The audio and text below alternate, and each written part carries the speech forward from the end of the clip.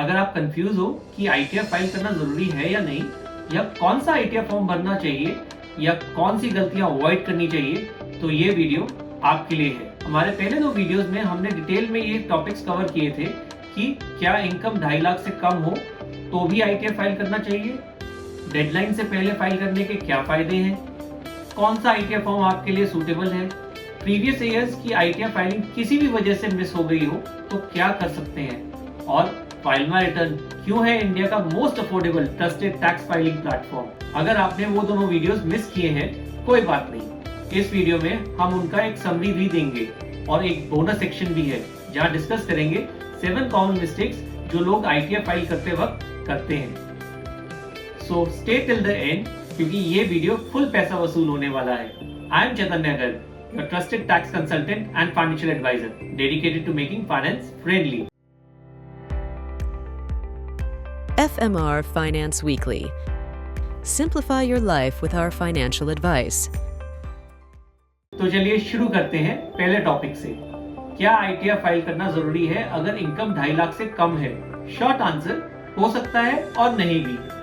अगर आपकी income taxable limit से नीचे है तो भी फाइल करना जरूरी हो सकता है अगर आप किसी भी एक स्पेसिफिक कंडीशन को फुलफिल करते हैं जो कि टैक्स रूल्स के नोटिफिकेशन नंबर 37/2022 में नोटिफाई करी गई थी। उन कंडीशंस के अलावा आपको आईटीआर फाइल करना जरूरी है अगर आपको रिफंड क्लेम करना है, अगर आपके पास फॉरेन एसेट्स हैं, आप किसी कंपनी के डायरेक्टर हैं, या फिर आपने अपनी हाई वैल्यू ट्रांजेक्शंस को डिस्क्लोज करना है, या आप कोई लोन या वीजा अप्लाई करने वाले हो, तो इन सभी रीजन से आपको आईटीआर फाइल करना जरूरी है।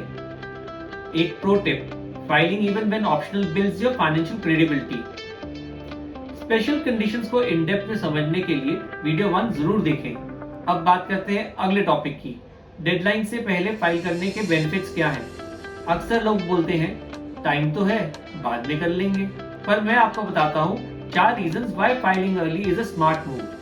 पहला रीजन, रिफंड्स जल्दी मिलते हैं। सेकेंड, आप इनकम टैक्स पोर्टल के लास्ट मंथ का ओवरलोड को अवॉइड करते हो।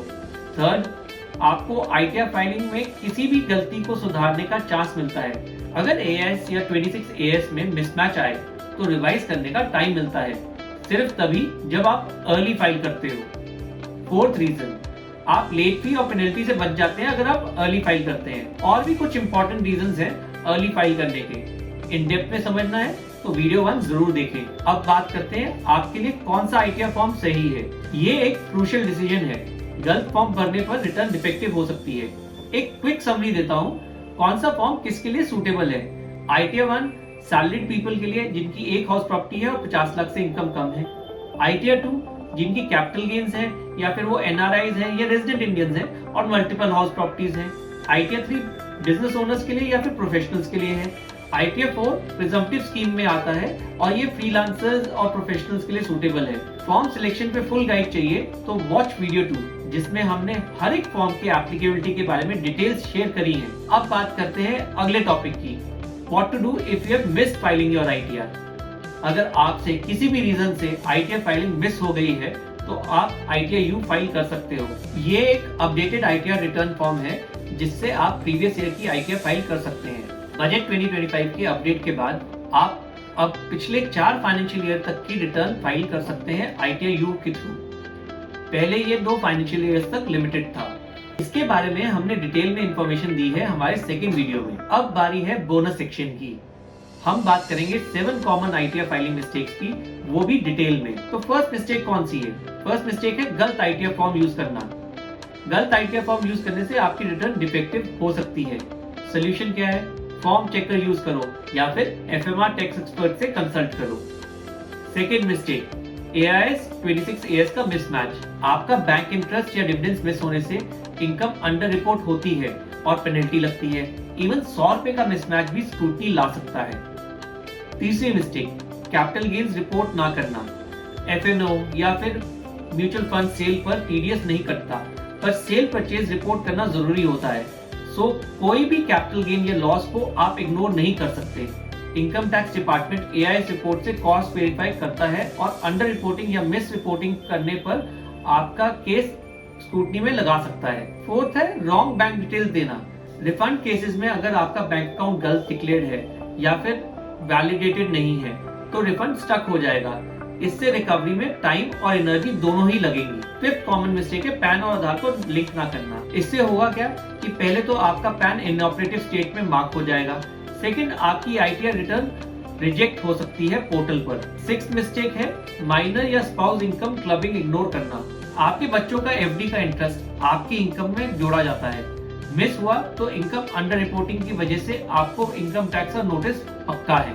आखिरी और सातवीं गलती, फाइलिंग एट लास्ट मिनट। अगर आप लास्ट मिनट में फाइल करते हैं तो कोई ना कोई एरर हो सकती है, कोई ना कोई डॉक्यूमेंट्स मिस हो सकते हैं, कोई पोर्टल ग्लिचेस हो सकते हैं या पोर्टल्स में एरर हो सकता है। इससे आपको गलती सुधारने का टाइम भी कम मिलता है और गलती दोबारा हो सकती है। बेस्ट एडवाइस है file early, file assisted filing. और एंड में why filing with FMR is the smartest choice. File my return पे आपको मिलता है expert assisted filing, India's most affordable pricing, 20 साल प्लस का एक्सपीरियंस और हैसल फ्री ऑनलाइन प्रोसेस। बस अपने डॉक्यूमेंट्स अपलोड कीजिए और आपका रिटर्न एक्सपर्ट रिव्यू के बाद फाइल हो जाएगा टेंशन फ्री। अगर ये वीडियो आपको हेल्पफुल लगा तो लाइक, शेयर और सब्सक्राइब जरूर कीजिए।